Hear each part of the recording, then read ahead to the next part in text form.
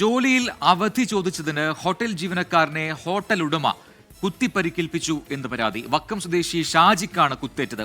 Hotel ഉടമയെ police കസ്റ്റഡിയിലെടുത്തു. അജീഷ് ജയകുമാർ തിരുവനന്തപുരത്തു നിന്നും നൽകും കൂടുതൽ വിവരങ്ങൾ. അജീഷ്, ഇത് കടന്ന കൈയായി പോയി. ഒരു അവധി ചോദിച്ചതിന് ഈ രീതിയിൽ കുത്തിപ്പരിക്കേൽപ്പിക്കുന്ന ഹോട്ടൽ ഉടമ, എന്താണ് സ്ഥിതി? ഈ പരിക്കേറ്റ ആളുടെയൊക്കെ നില എന്താണ്?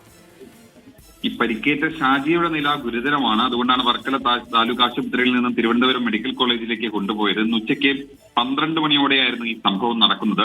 വർക്കല നരിക്കല്ലും മുക്കിലെ പ്രവർത്തിക്കുന്ന അൽ ജസീറ എന്ന ഹോട്ടലിലായിരുന്നു ഈ കത്തിക്കുത്ത് നടന്നത്. ജോലിക്ക് ഈ അവധി വേണമെന്ന് ഈ ഷാജി ഹോട്ടൽ ഉടമയോട് ആവശ്യപ്പെട്ടിരുന്നു. എന്നാൽ അവധി നൽകാൻ പറ്റില്ലെന്ന് ഹോട്ടൽ ഉടമ പറഞ്ഞതോടെയാണ് പിന്നീട് വാക്കുതർക്കവും ആവുകയും കത്തിക്കുത്തിൽ എത്തുകയും ചെയ്തത്.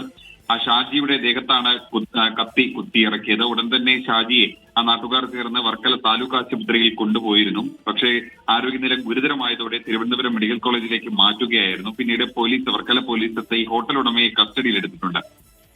ശരി, അജീഷ് ജയകുമാറാണ് വിശദാംശങ്ങൾ നൽകിയത്.